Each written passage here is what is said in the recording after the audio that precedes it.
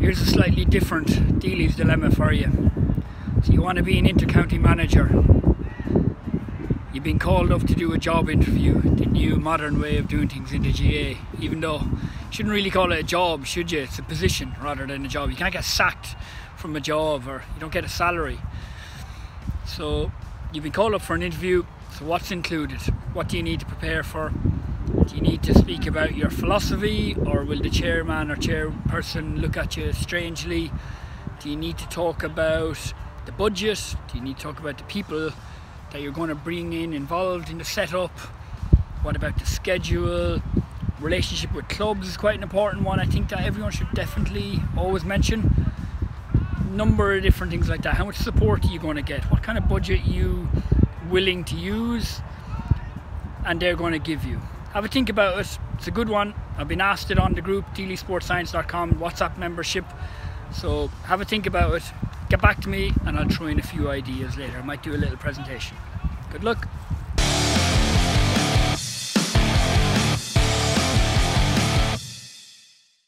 I asked the coaches on the Deely Sports Science WhatsApp group what were their thoughts on wanting to become an inter-county manager. Now, one of the first things obviously involved then is the interview process. I've been through it myself. We had a good little chat on the WhatsApp group and came up with some ideas, and then these are just some of my thoughts. So I've called this the power of 7. There's 7 main themes and things to think about for the interview process. There are lots of others also as well, of course, but I'm going to focus on these. Okay, I would definitely recommend doing up a PowerPoint presentation. I think professionalism looks good, creates good impression, and you can always then just make sure bring some printed copies on sheets of paper as well of your slides, so you can give them to the chairperson, the secretary, whoever else is on the interviewing committee. Maybe it's over Zoom in these current times, and also have a little copy yourself as well in case they have no laptop and PowerPoint presentation facility. First thing I always start off on is people, so the staffing. Who are you going to bring in? Now, you don't have to have everybody in place. You don't have to have all your like I said in the previous videos about, I've no time for the concept of selectors. So I'm thinking, who's my assistant manager? Who's my head coach? Who's maybe my assistant coach? Have I got an S&C? Have I got a sports scientist, a performance analyst, a doctor maybe, a physiotherapist, a kit person, little things like that. So it's very important what's your staffing. You don't have to have everybody involved already or committed into it, but just get an idea of who you're going to bring involved and impress people with that. Bring some former players, bring some well-known coaches, stuff like that. Next, unfortunately, breakdown of budget, a really important one, and something that the county board will, I'm sure, focus on, especially after this COVID crisis and everything. I'm not going to focus on the COVID crisis in terms of this. I think this is just in terms of any time that somebody wants to be an inter-county manager. So with the budget, get an idea of what previous managers did with the budget. Get access. So speak to someone on the county board that you know. Maybe even ask the secretary, has he got or she got the breakdown of the budget from the previous years. Take a look at it. Make some changes.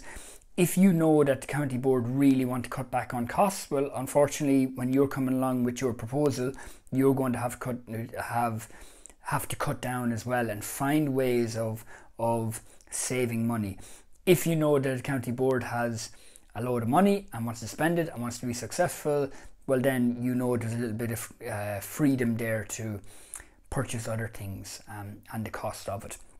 For me personally, I always tried to cut down on additional things that I felt didn't give much gain to the group. But other things, I made sure that the players were well looked after in terms of meals, kits, making sure expenses and everything like that is paid up in full and everything like that. Make sure we stayed in decent hotels and there was no problems with buses and stuff like that. But other little things, I got rid of a few people who were previously involved, who were costing a bit of money, and just try and strip it back and streamline it as much as possible. So have an idea about the budget. Just be aware, Don't let the chairperson or the secretary hold you specifically to absolute details, because things change, as we know. Next one then is very important. I came from a background of sports science and S&C and coaching, so a training schedule is very easy for me to draw up. Get some advice on that. If you're a coach without much experience of drawing up a kind of elite end training plans, speak to an S&C coach. Go on to deelysportscience.com, loads of stuff there if you want, but come prepared, come with a plan and be able to say, okay, these are the nights we're going to train on. This is when we're in the gym, this is when we're doing recovery, this is when I want the games, the friendly games, and it just impresses people straight away. If you can come with the basis of a periodized season plan, even better, because it shows that you're prepared, you're thinking ahead, and you know your stuff. Next one then, and this is a huge one for me personally, I think your philosophy. So first of all, in terms of your playing philosophy, so how do you like to play, is very, very important. I always laugh when I hear of new coaches coming in and managers, and the first thing they always say is, we want to play expressively and with expansion and play really good football, and then you see them, you follow their team then a couple of months later and they're negative football and defensive and everything like that. So that always makes me laugh. But still, people always start with good intentions. But it's nice if you have something concrete. So as I said previously with some of our DSS members and on different webinars, that if you can't put your philosophy, your game plan onto one slide or half a page, a Word document, then you don't have one or you don't know it. So go home, write it down, take out a pencil, scribble out stuff, get your philosophy down. So that can be, what's your overall vision for the team or for yourself, or the journey? What's your mission? What are your core values that you live your life by? Respect, ownership, responsibility, resilience, stuff like that.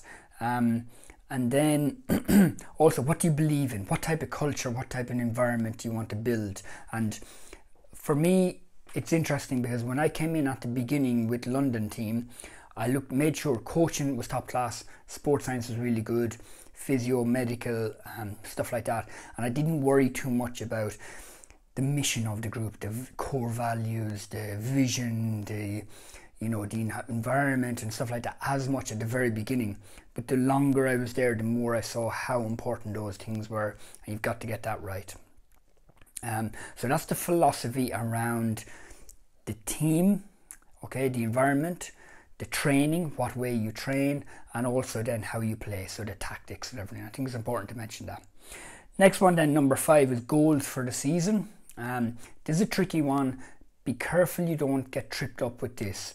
I'd be very vague. I wouldn't say it's to win in All-Ireland, it's to get to a provincial final, it's to win 4 league games, it's to get promoted. Focus on performance, focus on development.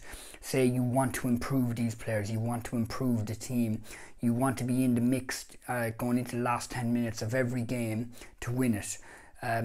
Because the reason being that, well, what happens if you don't win those games, if you don't get promoted, if you don't get a provincial final? And for me, that's important. You don't have to be vague, but focus on the process, the performance process, rather than the wins. And I think that's important. County board people will try and pin you down about specifically how many wins and everything like that, and may use it as a way of tripping you up at the end of the season. So just be aware of that. Number 6 then, and very important to me, I think, is relationship with clubs. So what are you going to do? Because everybody comes in and says, well, I want a good relationship with clubs. So what are you actually going to do? So first thing I would do is ring up all the senior managers of all the clubs, get speaking to them. If you can meet with them, all the better. Organise a call or a sit down and meet. Brilliant. Ask them about some of their worries, their concerns about players being involved with this county setup, what happened previously about league games, friendly games, training, and just build a good relationship with the clubs. And I think that's something you need to get that across to county boards, because I think they're more in tune to that now with the club player, I think. But let's see. The last one then is the USP, so your unique selling point. So what is it that you have that sets you apart from everybody else? So is it that you're a fantastic coach?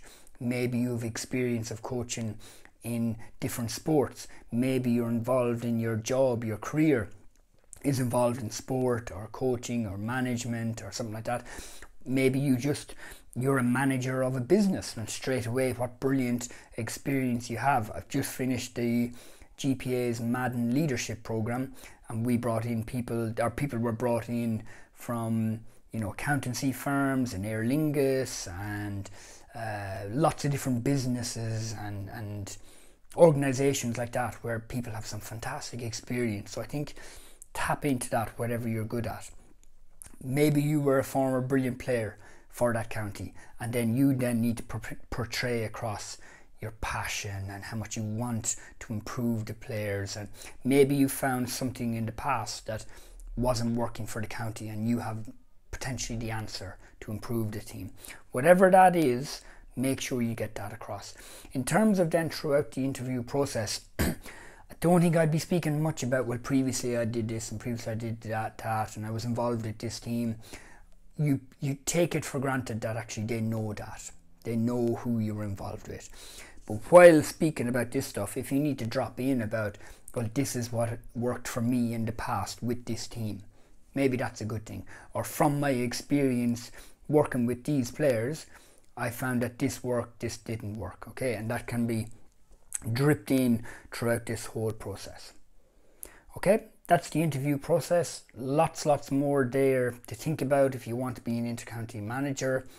It might be something that we'll do a further kind of whole series on, in terms of how you plan then for the season, how you organize training, everything like that, how you deal with the staff, how you become a leader, lots of stuff like that you can do. And that might be a series that we might do over on deelysportscience.com. We've got loads of stuff going on there. Check out the website, subscribe to the YouTube channel, listen to the podcast, the Locker Room podcast as well. We're running some closed webinars for the members, which are really cool, very enjoyable, and also some off-season CPD for the coaches. So take a look at all those things. And for now, good luck. It's an interesting journey. I certainly enjoyed it. Lots of challenges being involved with intercounty manager role, but it's very enjoyable and very challenging, and you grow and improve and learn. The big thing is, be prepared. Come with a plan. Okay, come early and come with a plan, and that's how you'll impress people and create a good impression. Okay, thanks for listening, thanks for watching.